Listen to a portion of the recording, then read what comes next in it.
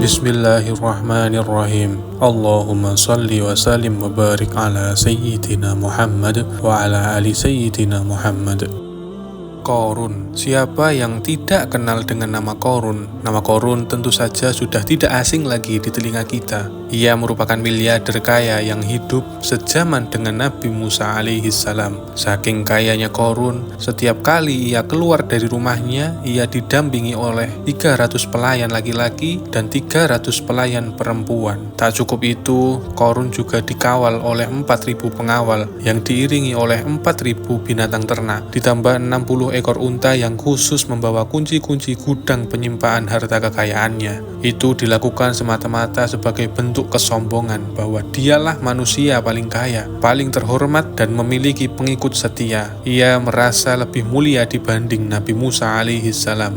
Orang tentu saja bakal penasaran jika pengawal dan pembawa kunci gudang kekayaannya sebanyak itu, lalu berapa banyakkah kekayaan harta yang dimiliki oleh Qarun ini? Maka tak heran jika sampai sekarang banyak orang yang mengistilahkan rezeki yang tak terduga-duga dengan istilah menemukan harta Qarun. Kisah tenggelamnya Qarun beserta seluruh harta kekayaannya mungkin sudah pernah kita dengar. Kali ini kita akan membahas dari manakah sumber harta kekayaan Qarun yang sedemikian luar biasa banyaknya, dan dari sana kita akan mengetahui bahwa di balik kekayaan Qarun ada campur tangan Nabi Musa alaihi salam. Lalu di manakah Qarun dan hartanya ditenggelamkan dan menjadi apa tempat itu saat ini? Simak video ini sampai selesai. Sebelum melanjutkan video ini, mari kita bantu channel ini supaya terus berkembang dengan cara subscribe dan menekan tombol loncengnya, like, komen, dan share video ini supaya lebih banyak orang lagi yang mengetahui tentang informasi di dalam video ini, dan semoga dapat bernilai pahala. Amin amin ya robbal alamin. Terima kasih.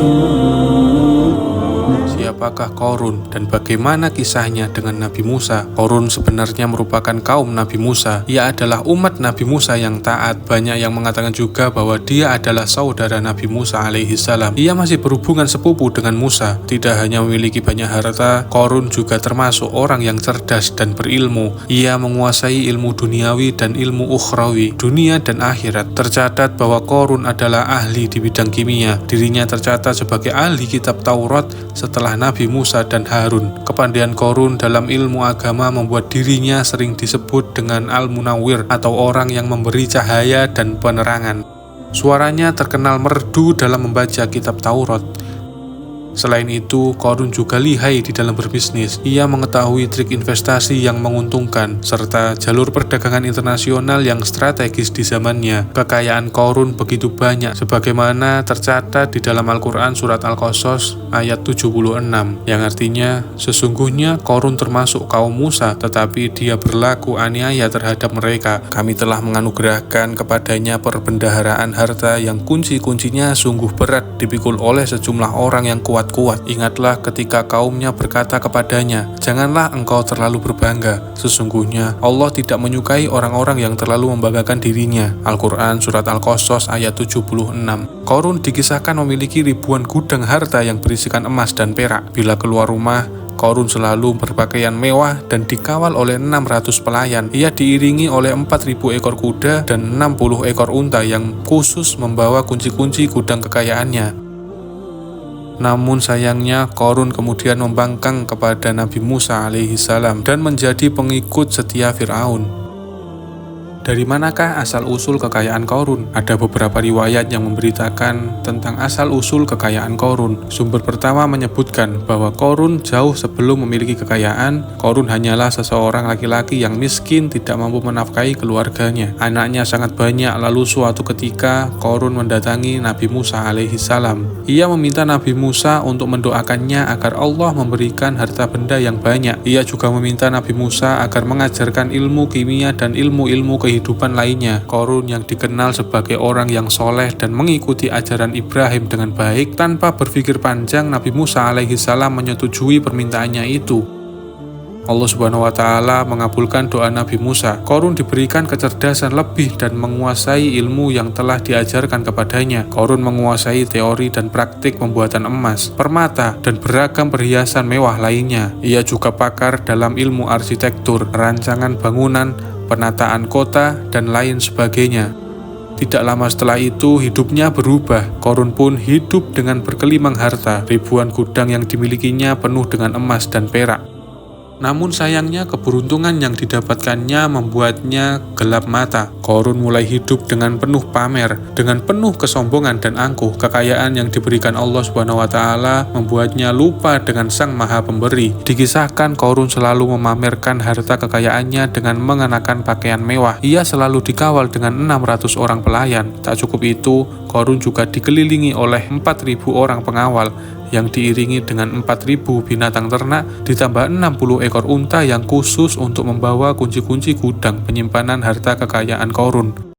Jika pengawal dan pembawa kunci gudang kekayaan saja sebanyak itu, lalu berapakah total kekayaan dari Korun ini? Kekayaan, popularitas, dan nama besar ternyata membuat Korun merasa lebih terhormat dan mulia dibanding Nabi Musa alaihissalam. Ia pun akhirnya membelot dan durhaka kepada Musa. Ia mengingkari janji-janjinya dulu dan beralih menjadi pengikut Fir'aun yang setia.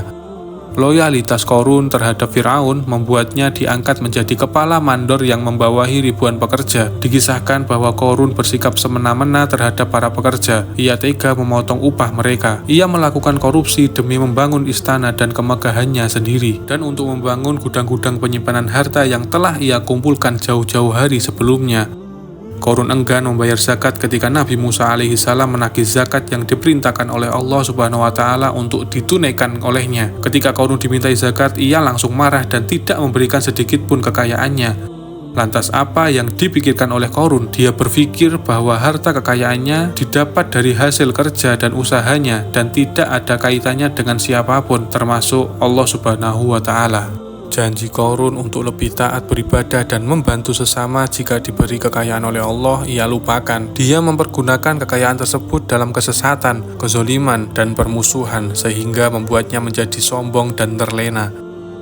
Orang-orang yang beriman pada masa itu sering menasehati Korun untuk bersyukur atas nikmat yang telah Allah berikan, tetapi tidak dia mengindahkan nasihat tersebut. Dari sikapnya tersebut sudah jelas sekali bahwa Korun tidak membutuhkan nasihat kebenaran, bahkan merasa tidak takut dengan ancaman Allah Subhanahu wa Ta'ala.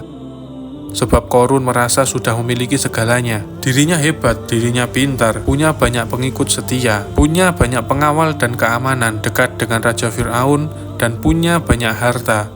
Korun berkata, "Sesungguhnya aku mendapatkan harta ini karena ilmu yang ada padaku."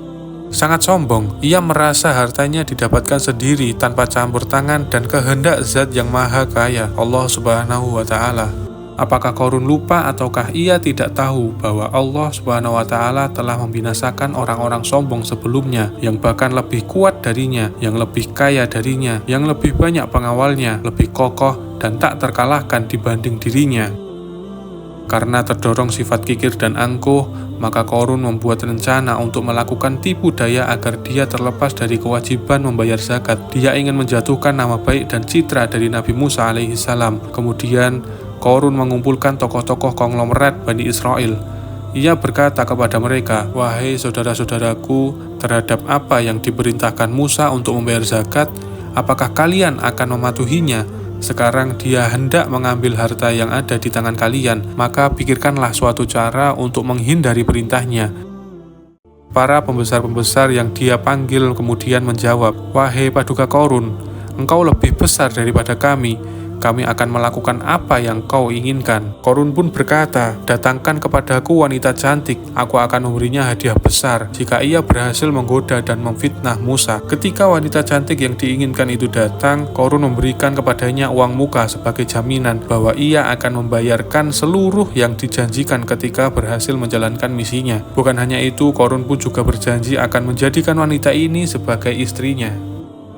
Keesokan harinya, Korun mengumpulkan Bani Israel. Setelah itu, Korun menghadap kepada Nabi Musa seraya berkata, "Orang-orang menanti kedatangan Anda, sampaikanlah saran dan nasihat kepada mereka." Nabi Musa kemudian keluar dari rumahnya. Ia mulai menyampaikan nasihat pada umatnya. Di antara nasihatnya, beliau berkata, "Barang siapa yang mencuri, aku akan memotong tangannya. Barang siapa yang memfitnah, aku akan mencambuknya sebanyak 70 kali. Barang siapa yang tidak mempunyai istri dan dia berbuat zina, maka aku akan mencambuknya sebanyak 70 kali. Adapun barang siapa yang memiliki istri dan dia berbuat zina, aku akan rajam dia sampai mati. Qarun kemudian berkata, apakah ini juga berlaku untuk Anda jika Anda sendiri yang berbuat zina? Apakah Anda akan menerima hukumannya? Kemudian Nabi Musa alaihissalam menjawab, iya, meskipun saya sendiri yang melakukannya. Maka kemudian Qarun memanggil wanita yang telah dibayarnya. Wanita itu di hadapan Nabi Musa dan Bani Israel yang telah berkumpul mengaku bahwa dia sedang hamil karena telah berhubungan dengan Nabi Musa alaihissalam. Maka marahlah Nabi Musa atas fitnah yang kejam ini. Kemudian Nabi Musa melakukan sholat 2 rakaat lalu mendatangi wanita tersebut dan menyumpahnya agar mengatakan siapa yang menyuruhnya. Wanita itu menjadi ketakutan. Ia bergemetar di depan Nabi Musa dan mengaku bahwa yang menyuruhnya adalah Qarun. Lalu wanita itu bertaubat dan meminta maaf kepada Nabi Musa alaihissalam. Seketika Nabi Musa bersujud seraya berdoa kepada Allah agar menimpakan azab kepada Qarun. Allah memberi wahyu kepada Musa alaihissalam bahwa bumi telah dijadikan tunduk kepada perintah Musa. Kemudian Musa berkata kepada bumi, wahai bumi, telanlah Qarun beserta kekayaannya, habiskan semuanya. Maka seketika bumi bergetar, tanah terbelah, Qarun dan gudang-gudang kekayaannya beserta seluruh harta amblas ditelan bumi. Allah mengabulkan permohonan itu dan Qarun dihempaskan ke dalam tanah dan ditenggelamkan beserta semua kekayaan yang dimilikinya. Maka kami benamkan dia beserta rumahnya ke dalam bumi. Maka tidak ada baginya satu golongan pun yang akan menolongnya selain Allah, dan dia tidak termasuk orang-orang yang dapat membela diri. Quran Surat Al-Qasas ayat 81. Lalu di manakah lokasi ditenggelamkannya Qarun beserta harta bendanya? Konon berdasarkan kepercayaan beberapa masyarakat setempat, Qarun ditenggelamkan di sekitar Danau Qarun atau Danau Mauris yang terletak di kota Fayong, negara Mesir. Di Danau Qarun konon sepupu Nabi Musa itu mendirikan istana dan di tempat itu pula ia ditenggelamkan. Salah satu bukti arkeologis yang dapat dijumpai di lokasi tersebut adalah runtuhan bangunan yang diduga sebagai tempat tinggal Qarun yang berjarak sekitar 2 km dari Danau Qarun. Menurut beberapa sumber, bangunan yang masih berdiri kokoh tersebut adalah benteng yang dibangun oleh Qarun. Namun ada juga yang mengatakan bahwa bangunan tersebut adalah tempat tinggalnya. Wallahu a'lam bishawab. Semoga kita semua dijadikan orang yang Allah mampukan menjadi orang yang kaya, namun tidak seperti Qarun, tetapi seperti Nabi Sulaiman yang dengan kekayaannya semakin bertambah keimanannya dan semakin mendekatkan diri kepada Allah Subhanahu wa Ta'ala. Amin. Amin ya Rabbal Alamin. Wallahu a'lam bishawab. Wassalamualaikum warahmatullahi wabarakatuh.